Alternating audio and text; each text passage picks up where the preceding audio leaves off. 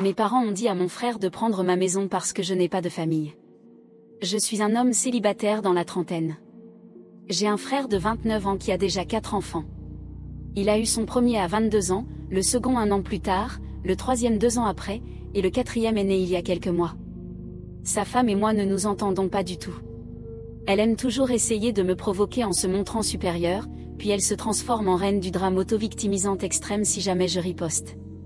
Elle peut pleurer en un instant et mettre en scène un spectacle très convaincant pour obtenir la sympathie de presque n'importe qui. Mes parents et mon frère l'adorent, même s'ils savent exactement comment elle est réellement.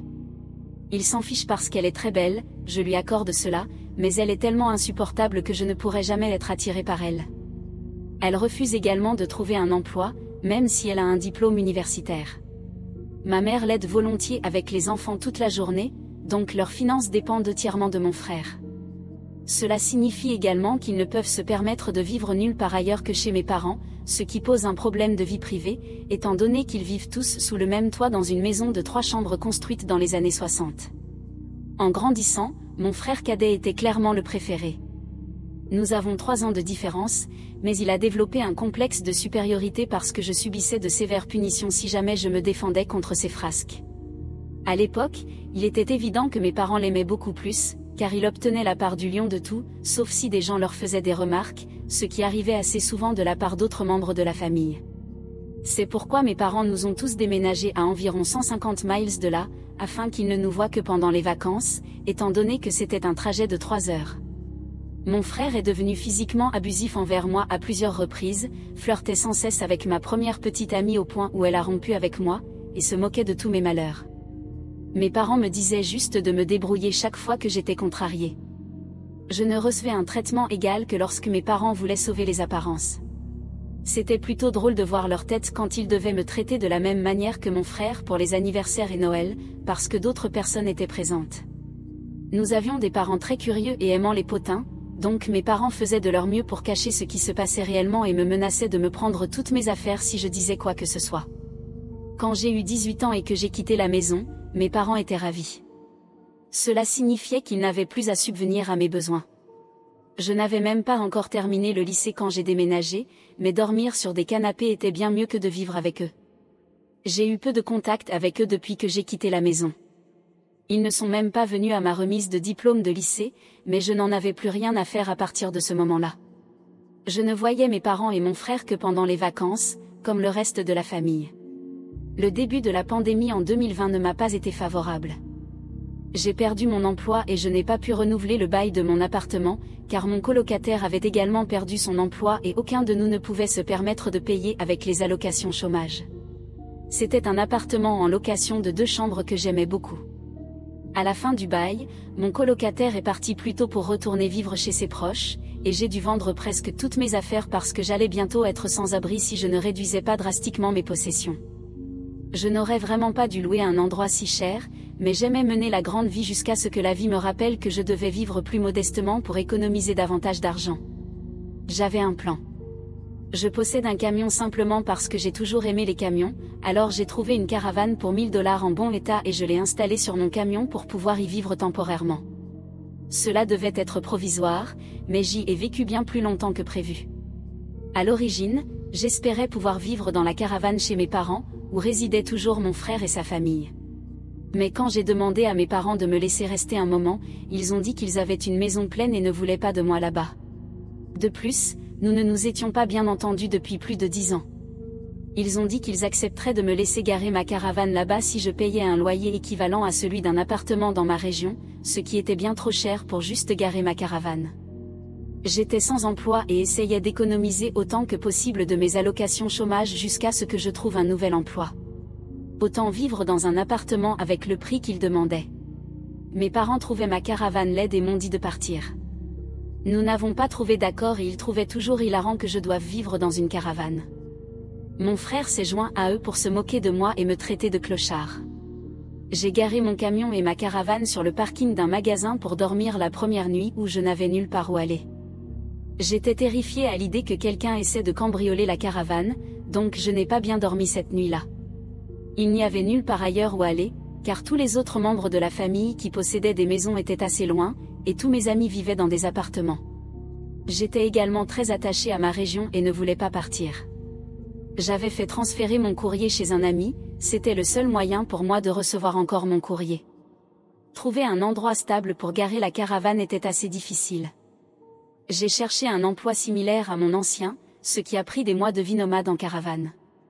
Pendant ce temps, j'ai dû faire face à beaucoup de problèmes, allant des mendiants et toxicomanes aux personnes me demandant de partir parce que ma caravane était une horreur visuelle. À un moment donné, quelqu'un qui m'a dit de partir a prétendu être de l'association des propriétaires, même si je n'étais pas garée dans une rue avec des maisons. Quand j'ai demandé de quelle association il s'agissait, ils sont devenus incroyablement belliqueux et m'ont menacé. J'ai déménagé ma caravane pour éviter les ennuis. Pour avoir une source d'électricité stable, j'ai appris à utiliser une longue rallonge pour me brancher partout où je pouvais pour recharger les batteries de la caravane, ce qui signifiait me faufiler et me brancher à une prise extérieure d'un bâtiment quelconque, garé dans une rue. Je sais que ce n'est pas très honnête, mais je devais garder mes batteries chargées pour que mon réfrigérateur reste froid. J'avais un petit chargeur solaire pour recharger mon téléphone, mais je n'avais pas de générateur, et les générateurs sont bruyants et nécessitent du carburant. Donc, je faisais ce que je devais faire. Après des mois de vie ainsi, j'ai finalement trouvé un nouvel emploi. J'ai dû déménager dans la ville voisine pour trouver un emploi qui ne soit pas dans la vente au détail. J'avais travaillé dans la vente au détail pendant mes études universitaires et m'étais promis de ne jamais y retourner, bien que j'étais presque prêt à briser cette promesse. Je recevais toujours des allocations chômage, mais je n'avais pas de place stable pour vivre tout en les recevant, et je ne voulais pas être encore sans emploi quand elles s'épuiseraient. En plus, je m'ennuyais à mourir. Je n'avais rien d'autre à faire que de lire, regarder des films sur un petit lecteur DVD portable, utiliser mon téléphone ou mon ordinateur portable et noter où je pouvais me garer et quelles étaient les toilettes publiques locales que je pouvais utiliser. J'envie un peu les Japonais pour leurs bains publics. Nous pourrions vraiment utiliser des choses comme ça ici. Quand j'ai enfin trouvé un nouvel emploi, je vivais pratiquement dans le parking arrière du bâtiment, près de l'entrepôt, dans des places de parking pour anciens employés que personne d'autre ne semblait utiliser parce qu'elles étaient si loin à l'arrière que l'endroit était presque oublié. Mon patron, le propriétaire de l'entreprise, aimait en fait cet arrangement parce que j'étais toujours disponible pour prendre n'importe quel quart de travail tant que j'avais suffisamment dormi. Il m'a même permis de retirer la caravane de mon camion et de la poser sur une des places de parking pour pouvoir conduire sans elle. Je ne sais pas si c'était légal, mais personne ne nous a embêtés à ce sujet. Je n'avais pas beaucoup de problèmes avec les intrus. Il y en avait quelques-uns, mais les agents de sécurité les ont escortés dehors. J'étais pratiquement de garde presque tout le temps quand ils avaient besoin de moi et je travaillais pratiquement tous les jours de la semaine. Mon patron m'a permis de brancher ma caravane au bâtiment pour l'électricité et l'eau, et je payais un petit montant de loyer en travaillant gratuitement les dimanches quand personne d'autre n'était dans le bureau sauf le gardien et l'agent de sécurité. En dehors de cela, je devais généralement prendre une douche chez un ami ou à la salle de sport locale, car la caravane n'avait pas de douche, seulement des toilettes portables, et je ne voulais pas les remplir parce que les vider est une tâche dégoûtante. Donc, j'utilisais d'autres toilettes aussi souvent que possible. J'avais une clé de l'entrepôt et je pouvais y entrer pour utiliser les toilettes à toute heure. J'étais même devenue amie avec le gardien de nuit. Il est devenu un de mes amis les plus proches. La caravane était facile à chauffer en hiver avec un petit radiateur électrique. Les étés n'étaient pas agréables. La caravane n'avait pas de climatisation, donc j'ai dû acheter un climatiseur portable d'occasion pour rendre cela supportable. J'ai fait beaucoup d'heures supplémentaires et appris de nouvelles compétences pratiques de mes collègues.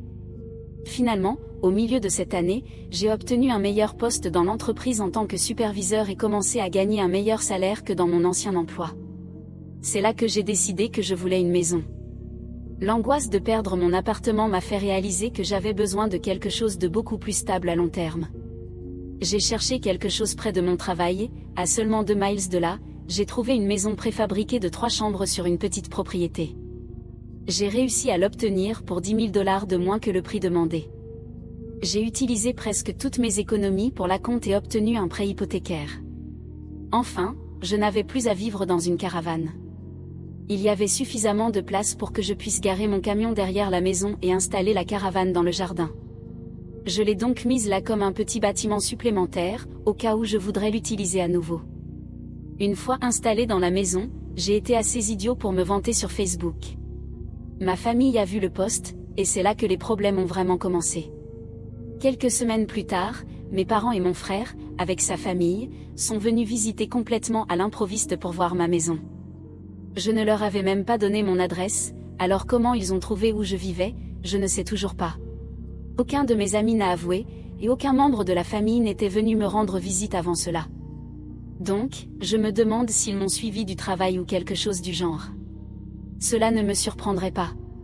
Quand j'ai ouvert la porte, ils ont pratiquement tous poussé leur chemin à l'intérieur comme des touristes bruyants, puis ont commencé à se comporter comme chez eux.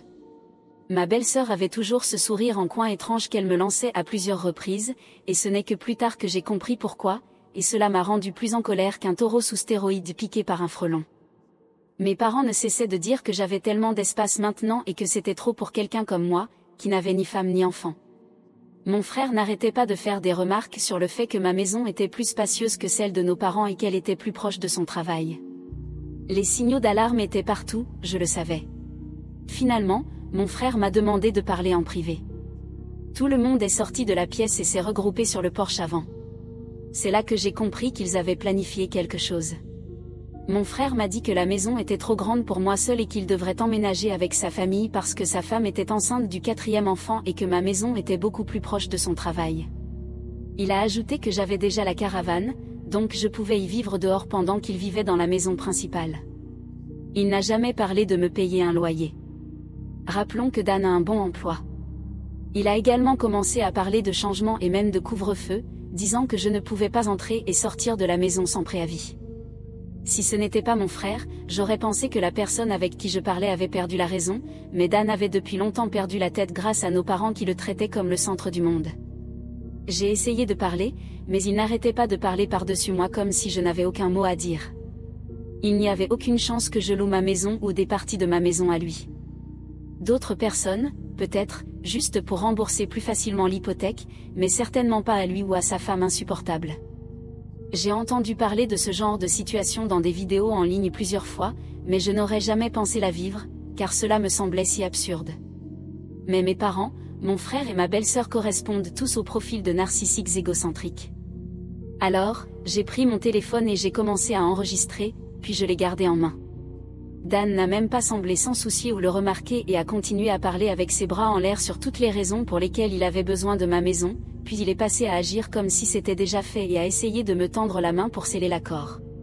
C'est alors que j'ai finalement montré ma colonne vertébrale et j'ai dit non très fort, au point que Dan a reculé d'un pas. Je n'avais jamais élevé la voix à ce niveau contre lui parce que nos parents me punissaient toujours quand je le faisais. Mais c'était ma maison, pas la leur. Je pouvais être aussi ferme que je le voulais ici. Je me suis levée et lui ai dit que ma maison n'était pas à prendre et qu'agir comme s'il allait emménager parce qu'il le voulait ne changerait rien. J'ai acheté ma maison pour moi, et ce n'est pas de ma faute s'il continue à avoir plus d'enfants et doit vivre avec nos parents parce qu'il ne peut pas se permettre de déménager. Dan s'est rapproché de moi autant qu'il le pouvait sans me toucher et a dit que je ne méritais pas cette maison et qu'il avait besoin d'un meilleur endroit pour sa famille. J'ai ri et j'ai dit que c'était totalement absurde, car j'avais travaillé dur pour acheter ma maison, donc bien sûr que je la méritais. Dan a commencé à crier que je n'avais ni femme ni enfant et que je n'avais pas besoin de tout cet espace, donc je devrais lui donner. J'ai répondu que je ne lui donnerais rien et qu'il n'avait même pas offert de me payer un loyer s'il emménageait. Dan a dit qu'il ne devrait pas avoir à payer de loyer parce que sa famille passait en premier et que nos parents avaient dit que je le ferais. Comme si leur parole était loi ou quelque chose comme ça. J'ai répondu qu'il n'avait ni le droit ni le pouvoir de donner ma maison à qui que ce soit.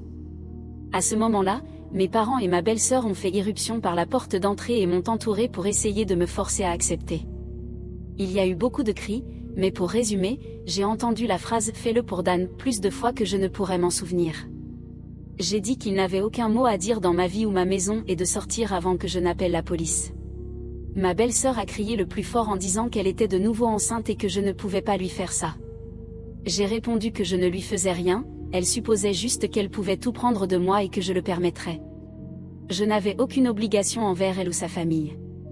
Ensuite, je l'ai traitée de snob qui n'avait jamais eu de respect pour moi, donc je n'avais aucune sympathie pour elle. Elle ne vivrait pas dans ma maison. Cela l'a mise tellement en colère qu'elle m'a attaquée. Elle m'a donné un bon coup au visage et a essayé d'en faire plus, mais mon frère l'a retenue, en hurlant de me laisser tranquille. Le téléphone que je tenais enregistrait pratiquement tout, donc je l'ai brandi et j'ai dit que j'allais appeler la police s'il ne partait pas immédiatement. Mes parents ont dit à Dan qu'il partait. Ma mère a dit que j'avais une semaine pour revenir à la raison. J'ai répondu que je ne le ferais pas et de ne pas revenir. Ensuite, j'ai dit à ma belle-sœur que mon téléphone avait tout enregistré et que si elle essayait quelque chose, je porterais plainte pour agression. Elle m'a crié dessus puis est sortie en pleurant bruyamment. Après avoir expulsé mes parents, mon frère et ma belle-sœur pour avoir essayé de me forcer à leur céder ma nouvelle maison, je suis immédiatement allée sur mes réseaux sociaux pour raconter l'histoire à toute la famille. Cela s'est répandu assez rapidement, mais vous ne trouverez plus rien maintenant, car tout a été supprimé quand j'ai mis mon profil en privé. J'ai posté cette histoire parce que je savais que la première chose que ma famille ferait en rentrant chez eux serait de déformer les faits pour me faire passer pour le méchant. Et j'avais raison. Mais j'avais environ 1 heure d'avance et j'avais des preuves vidéo pour étayer mon récit de ce qu'ils avaient fait. Être proactif a fonctionné, car j'ai immédiatement reçu le soutien de nombreux membres de la famille. Mes parents, mon frère et ma belle-sœur ont bien tenté d'obtenir le soutien de quelques singes volants, mais sans succès. Beaucoup d'autres savaient déjà à quel point ils étaient égoïstes, donc ils ont rapidement compris et accepté ce qui s'était passé. Une personne en particulier m'a appelé, je ne sais pas qui c'était, mais elle m'a crié dessus que j'étais un horrible frère et que je devais laisser la place à un vrai chef de famille. J'ai juste raccroché et bloqué le numéro. Cela ne s'est pas reproduit. La semaine suivante, mes parents sont revenus avec Dan sur mon perron, comme ils l'avaient dit dans leur ultimatum. Ils ont sonné à la porte comme des fous et ont frappé jusqu'à ce que je réponde enfin. J'ai ouvert la porte juste d'un petit cran et ils ont essayé de forcer l'entrée à nouveau, mais j'avais installé des chaînes de sûreté pour l'empêcher, et j'ai aussi renforcé ma position contre la porte pour faire bonne mesure. Mon père et mon frère ont exigé que je les laisse entrer, mais j'ai dit que je filmais tout et que j'allais appeler la police s'ils essayaient de forcer l'entrée. Ma mère les a calmés, puis, d'un ton mielleux, m'a demandé si j'étais prêt à laisser mon frère emménager. Je leur ai dit de foutre le camp et de ne jamais revenir. Ma mère a fait semblant de pleurer et m'a demandé pourquoi je ne pouvais pas juste le faire pour Dan, parce qu'il était mon frère bien-aimé. J'ai ri et répondu que je ne l'aimais pas comme un frère parce qu'il m'avait traité comme de la merde pendant des années et qu'il l'avait toujours encouragé à le faire. Ils sont de mauvais parents et il est un mauvais frère. Je leur ai dit de partir ou j'appellerai la police immédiatement. Ils sont tous partis étonnamment facilement, à part les pleurs bruyants de ma mère et les regards noirs des autres. On pourrait dire que les faire partir a été étrangement facile. Je pensais que tout était fini, mais je suppose que j'aurais dû les prendre plus au sérieux, car ils avaient d'autres plans stupides. Je suis rentrée chez moi plus tard cette semaine-là, le vendredi soir, pour trouver un camion de déménagement et la minivan de mon frère garé dans mon allée. Dan et sa famille étaient en train de déménager leurs affaires. Il m'a fait un signe de la main avec un grand sourire quand il m'a vu. J'étais furieux et leur ai dit d'arrêter, mais ma belle-sœur a dit d'un ton suffisant que, qu'il me plaise ou non, ils emménageaient.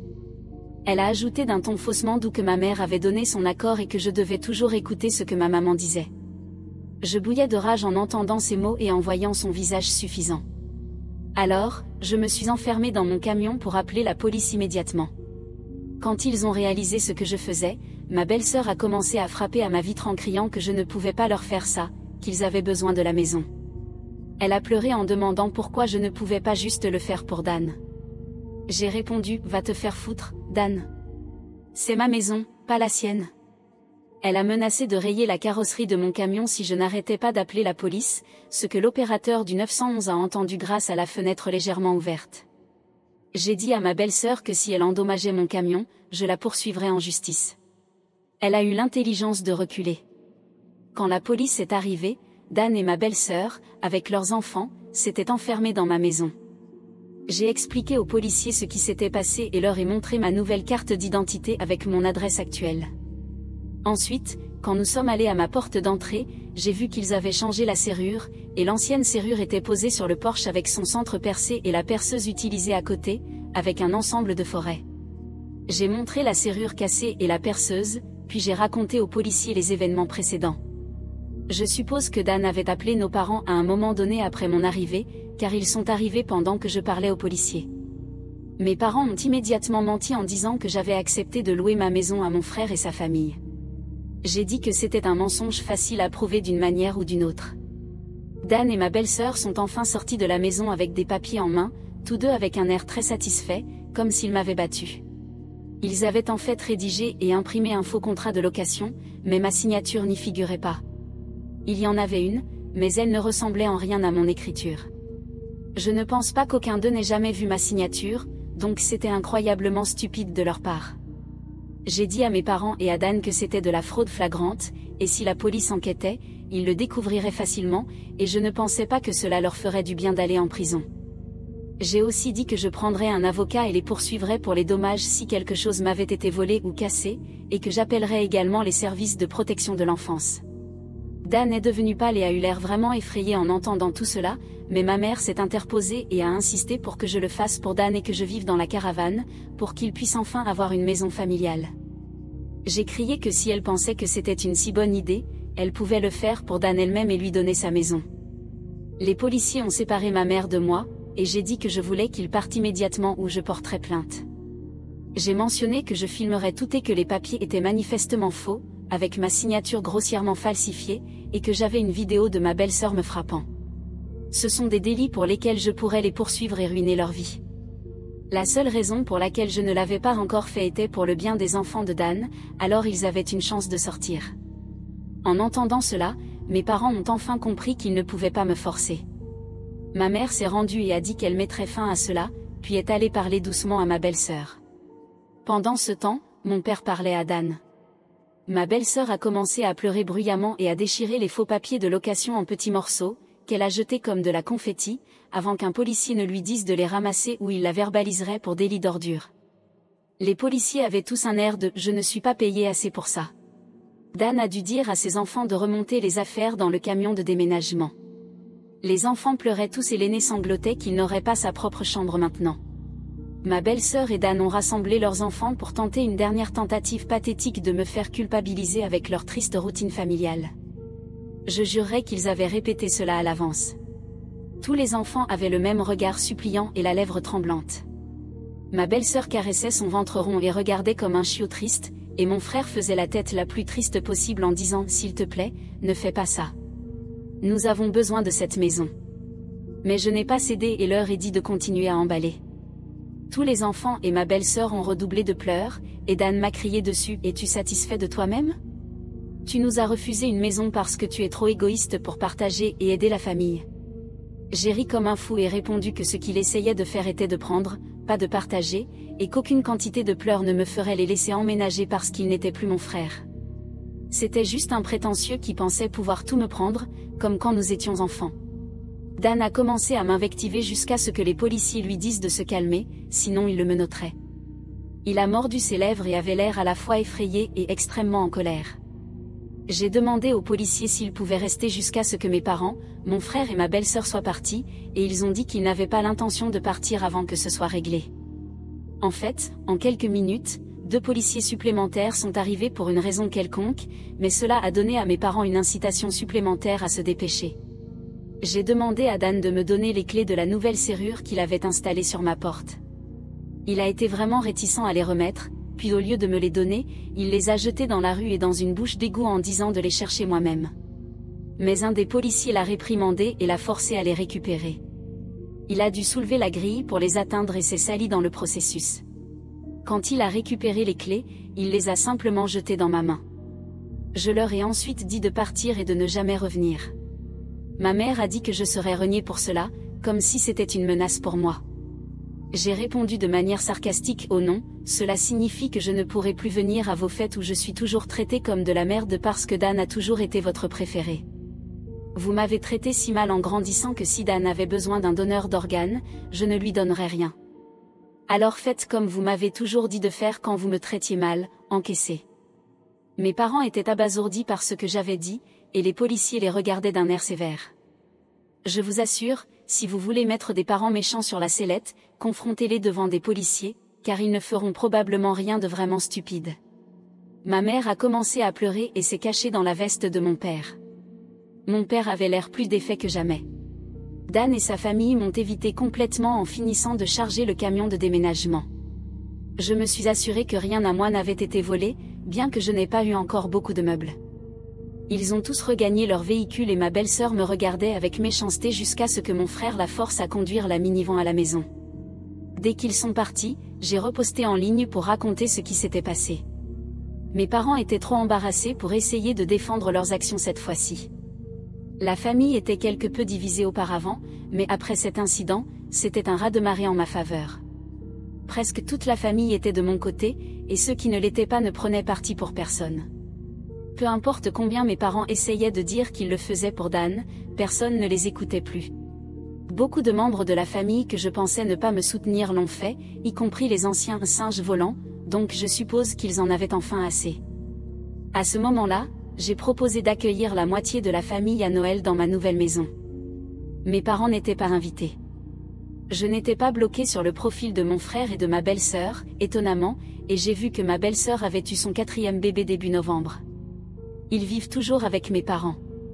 Je suis assez sûre qu'ils savaient que je les regardais, car ma belle-sœur postait de manière passive-agressive toutes les 2 semaines environ à propos du manque d'espace en vivant chez mes parents, probablement pour voir si elle pouvait encore me culpabiliser. Je suis sûre que cela rend mes parents fous, car ils n'ont pas de tranquillité avec 3 enfants bruyants, une belle-sœur mentalement instable, mon frère préféré et un nouveau-né dans la maison en même temps. Peut-être qu'ils pourraient installer une caravane dans leur jardin et laisser Dan prendre leur maison entièrement. Ils pourraient alors avoir un peu de paix. Oui, ils pourraient faire ça pour Dan. Pour ceux qui ont dit que j'aurais dû faire arrêter mon frère et ma belle-sœur, la seule raison pour laquelle je ne l'ai pas fait est qu'ils sont parents. Leurs enfants ont besoin d'eux, et si Dan était arrêté, il perdrait probablement son emploi, et sans cela, sa famille n'a pas d'argent, et ma belle-sœur a un bébé de quelques mois. En ce moment, aucun d'eux ne doit aller en prison, mais on n'a pas besoin de prison pour se venger. La police peut aider, oui, mais j'ai obtenu ma revanche sans porter plainte. Serais-je aussi clément à nouveau ? Plus que probablement pas, et ils le savent. J'ai décidé d'attendre de créer un compte et de poster jusqu'après le nouvel an, au cas où d'autres choses se produiraient, et c'est ce qui est arrivé. Comme les lecteurs précédents le savent, ma belle-sœur postait des messages passifs-agressifs sur les réseaux sociaux qui étaient évidemment dirigés contre moi, surtout après avoir eu son 4e bébé en novembre. Elle répétait les mêmes bêtises encore et encore, trouvant des façons légèrement différentes de les formuler, mais elle disait toujours qu'elle en avait assez de vivre avec mes parents, qu'il n'y avait pas assez de place, qu'elle avait besoin de sa propre maison, blablabla. Je sais que je parais désinvolte, mais après avoir vécu ce que j'ai vécu avec ces gens, vous seriez prêt à jouer du violon devant eux aussi. Ils sont juste tellement insupportables. Et comme j'ai attendu janvier pour créer un compte, plus de choses se sont produites, comme je l'avais prévu. J'avais déjà dit que j'avais invité la moitié de la famille pour une fête de Noël chez moi, et tous ceux que j'avais invités sont venus, même s'ils devaient faire un trajet de 3 à 4 heures pour certains. Mais ils voulaient venir pour me montrer leur soutien. Ils m'ont beaucoup félicité pour avoir travaillé dur pour obtenir une maison par moi-même et ont exprimé leurs regrets pour tout ce que j'avais traversé. On m'a demandé pourquoi je n'avais pas pris ma caravane pour faire les 3 heures de route chez eux au lieu de vivre pratiquement sans abri pendant si longtemps, et j'ai dû admettre, un peu honteux, que j'étais très attachée à ma région et que mes meilleures opportunités d'emploi étaient ici. Ma ville natale n'a pas beaucoup de bonnes opportunités d'emploi dans mon domaine, voire aucune, et je voulais faire mon propre chemin autant que possible. Ils ont accepté ma réponse et nous avons continué à passer une belle fête, la meilleure que j'ai eue depuis des années. Certains proches avaient même apporté des CD de grands albums de Noël, et je dois dire que celui que mon oncle a apporté de Ray Charles était mon préféré. Il chante les chansons de Noël comme personne d'autre que j'ai entendu. C'était un moment grandiose et heureux. Je me sentais enfin capable de mettre de côté mes problèmes passés et de profiter du moment, mais je n'écrirais pas ceci si cela était resté ainsi. Environ 2 heures après le début de la fête, vous savez qui est arrivé. Mes parents, mon frère et ma belle-sœur sont arrivés en essayant d'avoir l'air tout sourire. Ils n'ont même pas frappé, ils sont simplement entrés comme s'ils étaient censés être là. J'ai éteint la musique et leur ai dit de partir immédiatement. Ils ont supplié de rester et ont dit qu'ils avaient apporté des cadeaux. Un de mes oncles s'est levé et leur a crié dessus avant que je ne puisse parler à nouveau. Il a dit qu'ils ne méritaient pas d'être dans ma maison ou ma vie après ce qu'ils avaient essayé de faire quelques mois plus tôt, et il a été soutenu par plusieurs autres proches. Rappelez-vous que cet homme est le frère de ma mère, et il l'aimait beaucoup avant de découvrir ce qui s'était passé entre moi et mes parents. Mes grands-parents, aussi âgés soient-ils, se sont dépêchés de se mettre entre nous et ont dit à mes parents que s'ils voulaient se réconcilier avec moi, c'était bien trop tôt, et ils n'avaient jamais été aussi déçus d'eux qu'ils l'étaient cette année. Ils avaient caché leur favoritisme pour mon frère depuis longtemps, mais plus personne n'était dupe, et ils devaient faire un effort sérieux pour me traiter comme un fils s'ils voulaient être dans ma vie à nouveau. Puis ils se sont tournés vers Dan et ma belle-sœur et ont dit qu'ils en avaient assez des messages répétitifs de ma belle-sœur et devaient laisser tomber. Ma maison ne deviendrait pas leur nouvelle maison. Ma belle-sœur est revenue à sa routine de pleurnicherie et a eu une crise en disant qu'elle devrait être celle qui vivait ici, et non moi. Elle s'est assise sur une chaise pour faire sa crise en disant que ce n'était pas juste que j'aie cette maison pour moi tout seul alors que je n'avais pas de famille, et elle avait 4 enfants qui avaient besoin de plus d'espace. Elle voulait juste un meilleur endroit pour vivre et se sentir comme une vraie maman. C'était mesquin de ma part, mais j'ai bruyamment souligné qu'elle était une mauvaise mère parce qu'elle laissait ma mère faire la plupart des tâches parentales pendant qu'elle restait assise toute la journée à boire, jouer sur son téléphone ou sortir pour dépenser tout l'argent de Dan, et elle avait le culot de se plaindre. J'ai même plaisanté en disant que je suis surpris que son bébé ne devienne pas ivre à cause de son lait maternel, étant donné qu'elle boit tant d'alcool. Cela allait un peu trop loin, je l'avoue, car j'ai reçu quelques regards désapprobateurs, et ma belle-sœur a exigé de savoir si je l'appelais une mauvaise mère. J'ai dit que les preuves parlaient d'elles-mêmes, et si elle voulait pouvoir déménager de la maison de mes parents un jour, elle devait utiliser son diplôme universitaire pour trouver un emploi et apprendre à économiser de l'argent. Ma mère faisait déjà la plupart des tâches parentales pour les enfants de mon frère de toute façon, donc elle aurait beaucoup de temps après que son bébé soit un peu plus grand. Le fils aîné de mon frère, qui a 7 ans, a couru vers moi en criant et en me frappant pour avoir crié sur sa mère. Il n'arrêtait pas de dire que sa mère avait dit que j'étais le méchant qui l'avait fait pleurer et ne les avait pas laissés vivre ici.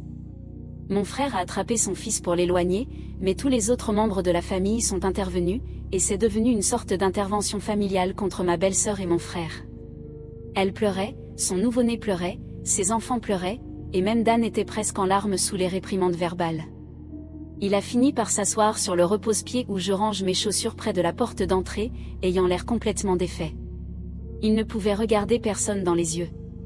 Il ne pouvait même pas dire de mots, pas avec une maison pleine de gens prêts à le juger. S'il n'avait pas été là pour intervenir, je parie que cela aurait fini comme quand il avait essayé de me donner des ordres pour prendre ma maison quelques mois plus tôt. À ce moment-là, il avait été tellement humilié que sa réputation, ainsi que celle de mes parents, était complètement détruite.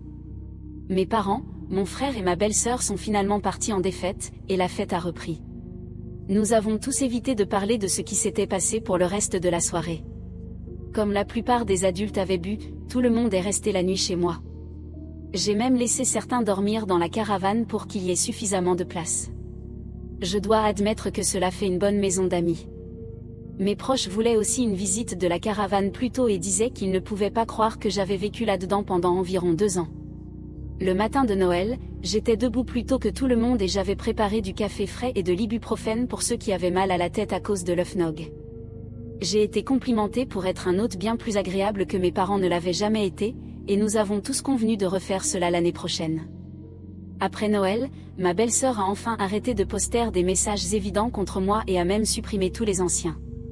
Mais peu après le Nouvel An, elle a fait un nouveau post se plaignant qu'elle avait essayé de convaincre mes parents d'acheter une caravane comme la mienne pour l'installer dans le jardin, afin que Dan et sa famille puissent utiliser toute la maison comme leur domicile. Une dose de sa propre médecine n'est jamais agréable, car mes parents ont rejeté l'idée avec véhémence. J'entends déjà dire que personne ne les poussera à quitter leur propre maison, encore moins leur chambre principale. Le message est resté en ligne pendant quelques jours avant que ma belle-sœur ne le supprime, et elle a à peine posté depuis. Elle aime se plaindre, mais si un arbre tombe et que personne n'est là pour l'entendre, peut-il encore se plaindre? Ma belle-sœur a probablement réalisé que cela ne servait à rien de le faire si personne ne l'entendait, et Dan ne peut pas se permettre de déménager avec son seul salaire de sitôt. Si j'apprends qu'ils attendent un autre enfant dans les prochaines années, je ne serai pas surpris. Les choses se sont calmées pour moi depuis, et j'ai même invité des amis pour une soirée poker. Je suis nulle au poker, car je ne me souviens jamais de rien à ce sujet, mais peu importe. Nous buvons de la bière et mangeons de la malbouffe tout en étant des idiots joyeux. Nous avons tous chargé des Whoppers de Burger King et avons passé un bon moment, le meilleur que 4 hommes adultes peuvent avoir en voulant juste passer un bon moment sans inhibition et se saouler. Je pense que peut-être vers l'été, je vais essayer de sortir avec quelqu'un.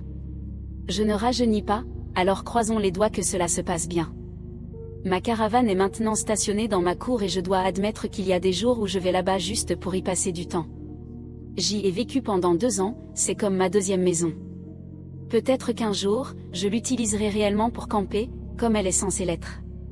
Je n'ai jamais fait de camping. Mes parents considéraient cela comme une perte de temps, donc ce serait une expérience complètement nouvelle pour moi.